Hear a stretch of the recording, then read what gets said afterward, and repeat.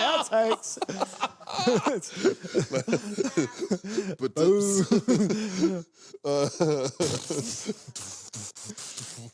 Oh, wow. Okay. Well, on that note that we clearly edited out, I'm here with Buddha today, and we are up at Chronicle up in Wagga, having a little chit-chat today about Queensland's Strongest Man and Woman, which is our next qualifying competition that's coming up in August.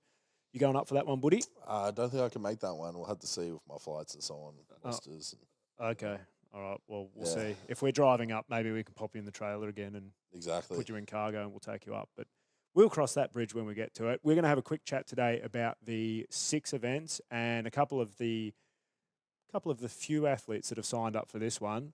A few out of the 80. A few out of the 80 something. So this is shaping up to be a massive competition up at Steel and Stone in Brisbane.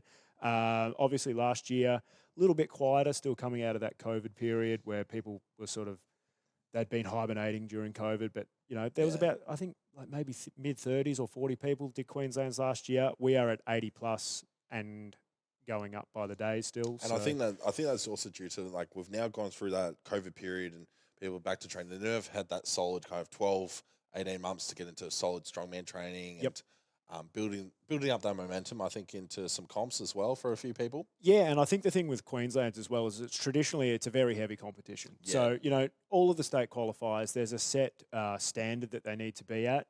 Queensland's just, I don't know, maybe it's just because everything's bigger in Queensland, but they just sort of go up that little bit heavier, which means that it's not for everyone. You can't just dive straight in. It's definitely not a novice comp, that's for sure.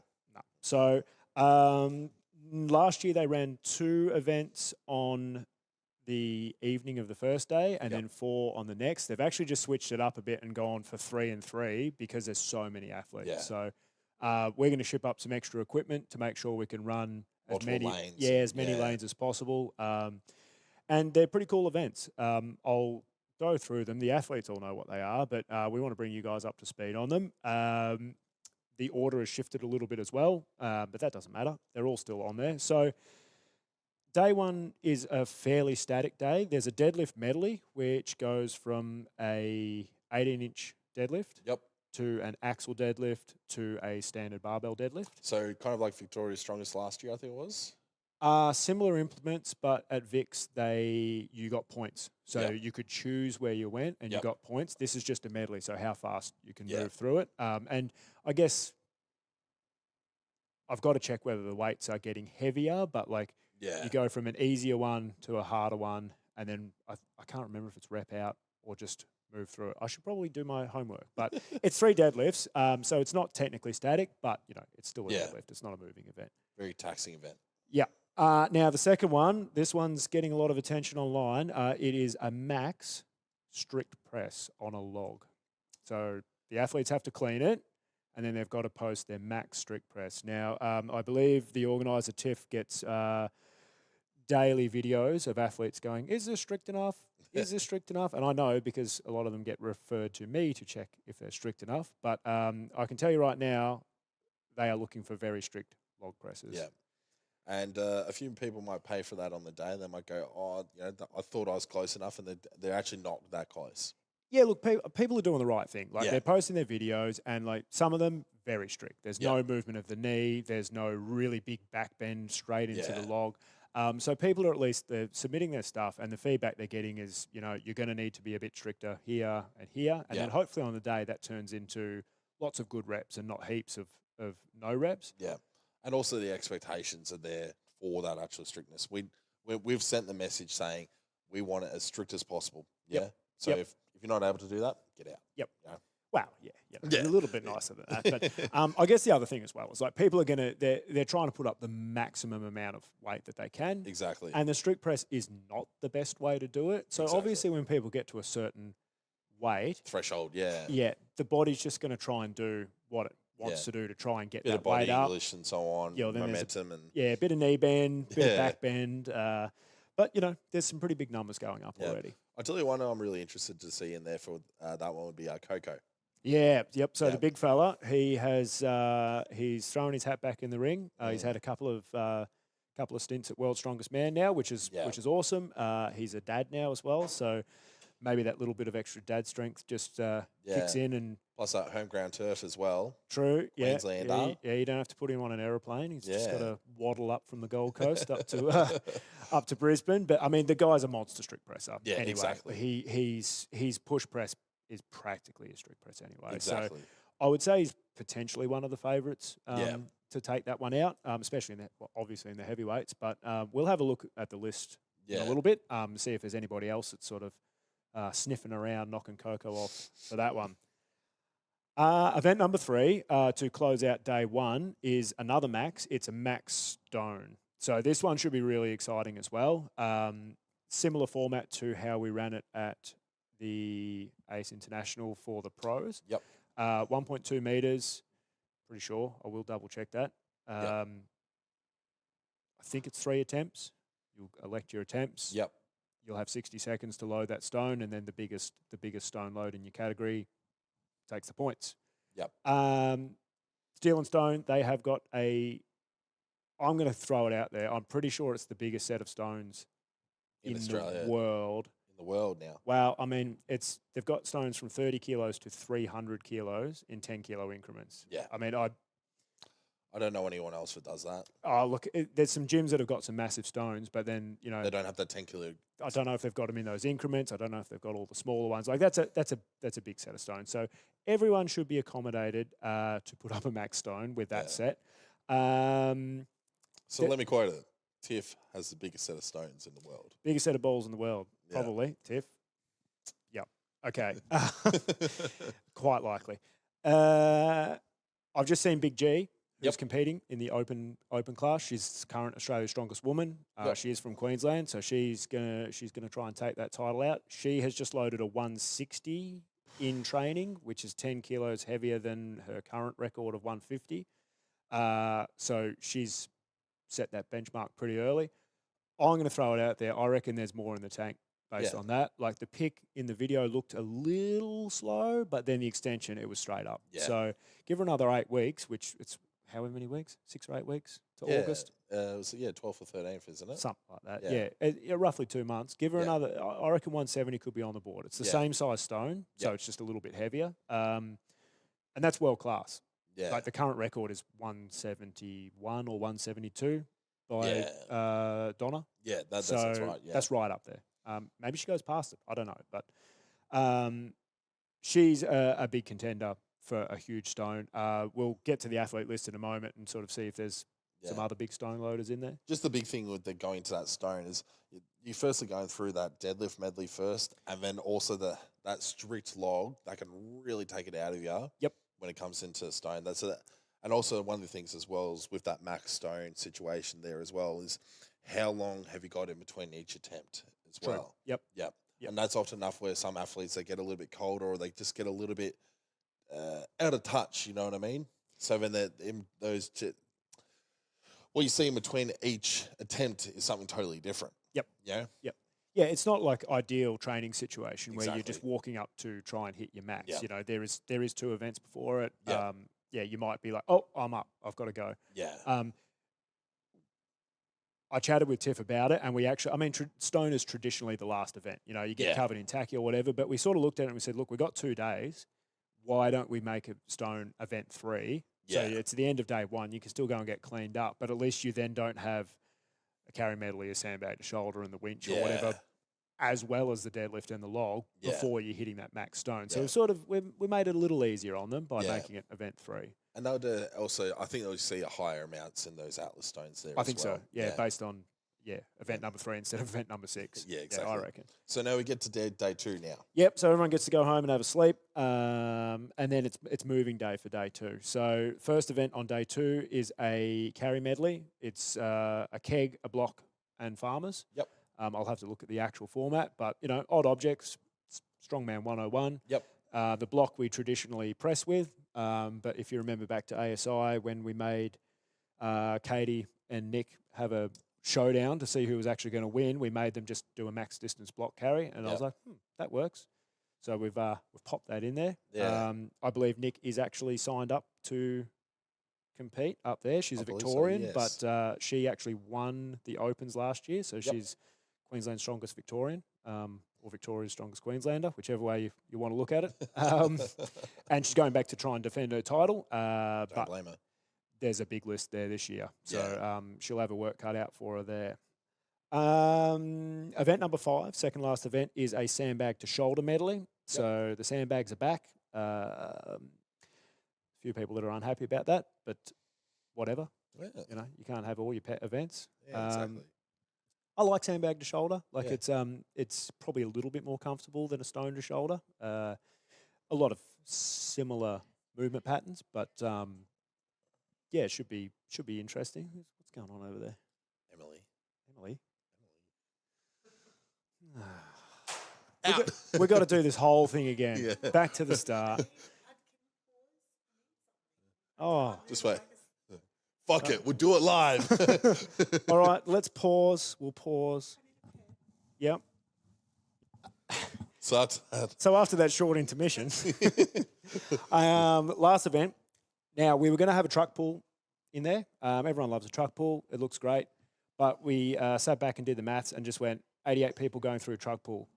No, what do you think thanks. about it? That'll be a minute per person to at least to reset, get it on the right spot. So that's 88 minutes there. Then you include probably another 30 seconds per person in terms of actually, getting them all set up and so on. At least. At least. At least. Yeah, let's be honest. It's going to be at least 2 minutes per person. Times that by 90. That's 180 minutes. That's 3 hours. And let's be honest, it's probably going to go to 4 hours. Yeah. Yeah. So we're like, it's out. And Tiff asked, "Oh, what do you want to do in place of it?" And I had to think, and my mind cast back to old school World's Strongest Man, where they used a truck, but instead of either pulling it arm over arm or with a harness, they actually had attached it to a winch. Yep. And you had to crank the winch and pull the truck towards yourself. Now we'll be using probably tires rather than trucks because the reset will be a lot quicker. Yeah. So it doesn't look quite as wild as winching a truck, but we're going to run 4 up. So there'll be 4 yokes with 4 winches and 4 tyres. Perfect. We won't run the same weight classes just because each track might be a bit little different. different, yeah. It's out in the car park, so there's some different angles or whatever. So we'll run 4 weight classes separately. But if you've seen the video, it's a winch that you have to stand on the side of. So you're not winching this way, you're winching side by side. Yeah. That's actually a lot harder. Yeah, I think I've seen the video of you on the Queensland Strongest page there of you doing it there as a demonstration. It does look very much like hard work there. Yeah, it sucks. Yeah. A lot of abs, a lot of core, lot of abs, actually. Yeah. So in front mode, like you've got a lot more lats and pecs and everything involved because it's very sort of linear. Whereas on the side, it's that twisting movement. Now, do you have to stay in a certain position when you're moving that winch, or can you use as much body English as you want in that as well? Because I can imagine some people trying to use their body a lot more. You can use leg drive, you can use arms and whatever, but your feet can't move around to the front and fundamentally change it into a front thing. As long as you're standing, I guess, perpendicular to the yoke and to the handle, then it's fair game. Yeah. Why I threw it in there was actually, I've told a few people this, before we started using a motorized ring roller, all of the early wagon wheels that we made, the rings that go on the outside of, like, that create the tire for our steel wagon wheels, were actually rolled through a hand roller. Yeah. And it was a handle that was exactly the same as what we're doing.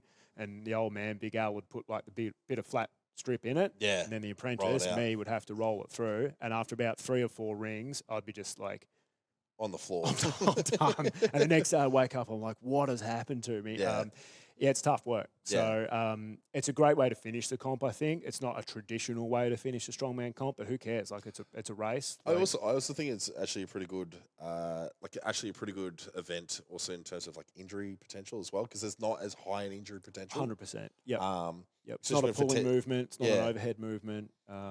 Biceps should be pretty safe. So that's a really good point. Yeah. A good way to like throw everything at it. Not a heap of technique involved. It's just go. Yeah. Look, I might have jinxed it. I might have a whole lot of injuries on it, but, and look, I'll wear that. I'll wear that. Okay. I've probably jinxed it for everybody. Oh God! Can you imagine someone's torn an oblique?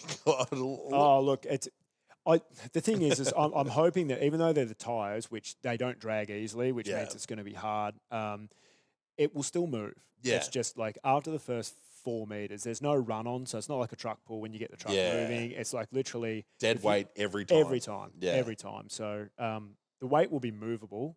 It's not like a truck where you just Yeah. pull, and nothing happens. Yeah. It will go, but it's a drag the whole way. So should be a good way to separate. Hopefully, some really tight battles at the end of it. And who's also got the best conditioning there as well? Yep. Yeah. Yep. Come event 6. Yeah. Which, event 6. Yeah. Yeah. In testing, I've gassed a few times on it. It's quite a long distance. So Well, I think also like let's talk about it. Like if we go like day A, like day 1, that's really the fat boy special. You know what I mean? Like in terms of if you're you're a bit of a thicker fella and so on, you're gonna you're gonna be loving that day. static day. Static day. You know. And Eddie Hall signs up for that one and pulls out on Saturday night. Exactly. Still wins on points. Probably. The thing is, I think when we're going to have a look at day 2, at the start of day 2, we're going to have a look at the points and so on. I don't think that day will be over right there. You know, someone could be in the lead right there, but it's really going to see how they're going to pull through on those last 3 to where they're going to place. Yep. I think if someone's up there in the in the podium on that first day, they might not necessarily be on the podium at the end of the second day for sure. Yeah, I like the fact that it's not a traditional way to end a comp. So like someone might get a really good advantage, like you said, in the first day. They're all pretty known things. The strict press is like a bit of an unknown, but like you do your max stone, you've done your deadlifts or whatever, but then you've got moving events and then a finisher that no one really knows how anybody else is going to go. Yeah. It could go in any direction. You know, someone could be well ahead and they could absolutely bomb that last one. And because it's not stones, where they're like, yeah, I know I'm pretty good at stones, or they know they can at least get a certain score on it at least. You know. Well, yeah, that too. Yeah. They're like, oh, at any day I can pick up a 150 stone. Yep. They're pretty comfortable with that. They can go, all right, I just don't need to lose this. Yep, correct. Whereas this one, no idea. Yeah. Like you could finish it really fast, but then the rest of the field might finish it way quicker, and you just don't know that. Or you might move it 2 meters, and that could be good enough for third. I doubt it. Like people will move it. So exciting way to finish it off. I'm going to quickly have a look here on my screen and have a look down this competitor list. It's a big one. We unfortunately aren't going to be able to talk about everybody on the list because I don't recognise all the names. Which is a good thing. That's a great thing. Yeah. Like the sport's not progressing if I can look down a list and just go, yeah, I know him, you know, drunk beers with him or whatever. Yeah. It's good that there's lots of fresh names on there. It's really exciting. So let's have a quick squiz. Got lots of 64s. A couple of people travelling. We got some New South Wales names on there. Elise, I think Sarah's up from New South Wales as well. The local Ray Vogler, did she take out 64s last year? I think she did. I think she's the returning champ. Correct me if I'm wrong. And now under 73s there, we've got who we got? So we've got Katie, she's up from New South Wales. Alira's making a return. We haven't seen Alira out on the floor for a while. She's an absolute veteran of the sport, so that's really exciting. Sarah Rodwell, she's travelling over. She's a very strong individual. Yeah. Hopefully her biceps all fixed up from that arm wrestling mishap that she had. But yeah, really cool to see her back involved. Natalie Koopman, she's a Victorian that's actually moved up to Queensland, which is pretty cool. Yeah. Bev, up from New South Wales. Lauren from New South Wales. Gee, the New South Welsh men and women are making a bit of a stand here, which is cool. Yeah, men in our under 82. So we've got Callie Windsor and Michelle Latham. Yeah, so Michelle's from just around the corner at Reapers, and then Callie's up from Coffs Harbour, I think. So Nice. the under 82 category is still a little light on. Yeah. It's really strange these last few years. Like, you know, at the end of the Arnold's, 82s was like Packed. death. Like it was the death zone. Like Yeah. it was so hard to like get a placing, and now it's really quiet. But Yeah. you know, we're seeing some names starting to come back in, which is good. And then our open ladies, we've got Yeah, right. So this is a good field. Big G, Nicole Wright, Ellie Smith. They've both all been in some big meat stock festival comps. Yeah. So they've recently. all so Nick, Ari, Ellie, and Big G have all competed at Yeah. ASW. So there's like a little mini ASW right there, which is cool. And there's a couple of names in there, Amelia and Jody, who I haven't met yet, but they got their work cut out for them. Yeah. But let's see how they go. It's exciting to be able to jump in against all those top level ladies. Don't be frightened about that. That'll definitely be a class to watch for sure. Got a couple of masters here. We've got Vicky Davies, Evelyn, Lisa, and Rachel. A couple of names I'm not sure about, but it's great that the masters that we've brought in this year are getting behind it. Obviously, we've added a masters title now, which we'll talk about in another show. But not only the masters, they're not a sideshow anymore. Yeah. They've got their own title to try and take out next year, which is cool. So, got to be in it to win it. You got to show up. And qualify. Now, the blokes categories, these are some big lists. So under 80s is huge. I'm not going to go down this list with everyone, but, we've got Malcolm over from New Zealand, got the local Big Dog Gob, Harley, a couple of other names in there. John and Jack, I haven't met those fellas yet, but that's good. 80s is often a little bit quiet. The little fellas often trying to jump up into the heavier category. So lots of 80s there. Under 90s. Lots more new names in there. A couple of returning guys. The big Mark Lawler. I think he's attached his chest again now, so he's back to pressing, which is good to see. The 105 list. This is a big one too. I'm just highlighting them all, so we're checking the right. Jesus. All right, there's got a few that I can recognise there. We've got Harley Hughes down from Victoria. Oh, yep. Yeah, Jaden Lang, was he in that Holzfäller, was it? Jaden was at the New South Wales qualifier. Yeah, okay, yep. Yeah, he was an exciting one to watch. Jack Davey up from Coffs Harbour, the man with the cannons. Lindsay Devery from the same gym at Fenrir, which is cool. And then Kamikaze Merriman from New South Wales. There's a lot of New South Welshmen here. I love it. Yeah. Then the open men. So another pretty stacked list here. We mentioned him before, Coco jumping back in again. Hopefully take out that Queensland's title. We've got Vijit there from Queensland. He was at the Australia's Strongest. It was international when we had that. Yeah, he took out the Friday show. Yeah, didn't he? Yeah, he took out the Friday show there. Which is so he's stepping up to the big league, which is great. He competed at Queensland's last year. Yeah, so I think he might have got 5th from memory. So see if he can sort of jump up the ladder a bit there. Dylan Lockhart as well.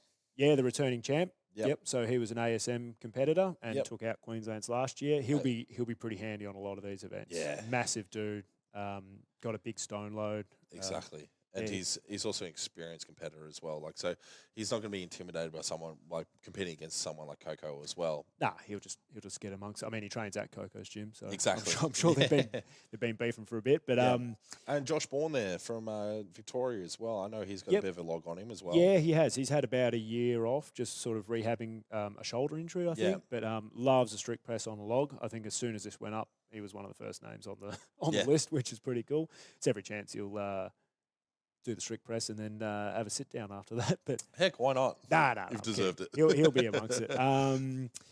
Hank Turnerson, another ASM competitor, massive deadlifter, but very handy overhead. Pretty handy with a stone as well. So he'll do well.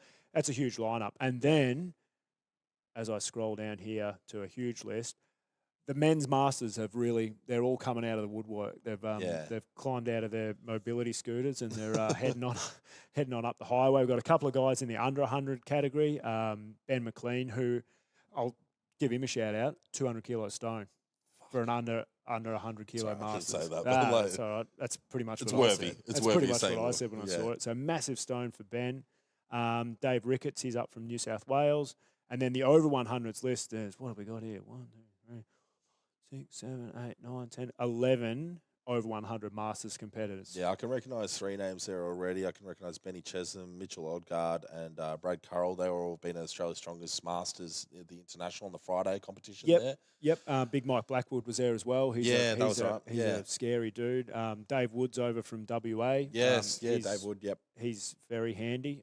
Jason from Coco's is in the mix. That's Big Jason, the fit dad one, isn't it? Big jacked one. Yeah. Yeah. Well, it's Coco's, so that doesn't narrow it down. But yeah, that's him from down at Coco. So, look, let's hope most of them make it through the next 6 weeks. I know a lot of them, the sand is running out in the egg timer, but Yeah. hopefully they can all make it And, you know, here with a winter as heartbeat. well. And, it's tough times. The Yeah. pneumonia gets them, the old boys. Yeah, the old boys. No, they'll be fine. They It's either that or the sleep apnea. Yeah, well, that doesn't narrow it down in our sport. But Yeah. like in the last year, I've been legitimately impressed with the masters level that are coming to our competitions.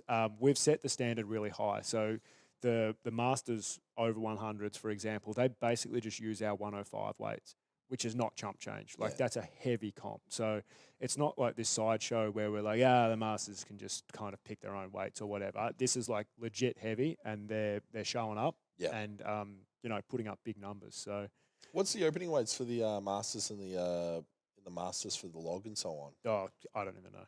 Yeah. I can't remember. I can't remember because the strict ones might be a little bit lower than like the standard one, but it's still heavy. Like, I'm pretty sure it was in the 125 region or something for when we did it down at Sydney.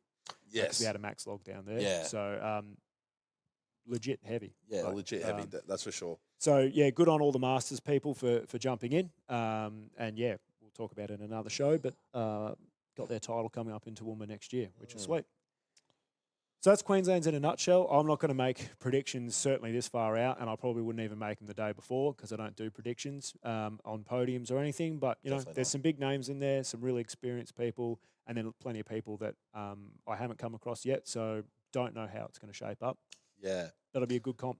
Yeah, I see a lot of names there that I think would really enjoy day one, but we'll see how much they enjoy day two, that's for sure. Yeah, that is true. We'll be live streaming the event. It'll be going out on YouTube as per usual. If you're in Southeast Queensland, you should definitely be getting down to Steel and Stone. They always put on a great show. Tiff just kicks everybody out of the whole business park and takes over the car park, so there's lots of space. Yep. And it'll be a great show. So August the 12th and 13th. Yep, Jinx. nice work. Up at Steel and Stone Gym. Jump on it. If you're training, train harder. If you're going to watch it, lock it in on the calendar. That's right. Yeah, we'll see you up there. Nice. Good chat. Wow. Oh, I didn't record any of that.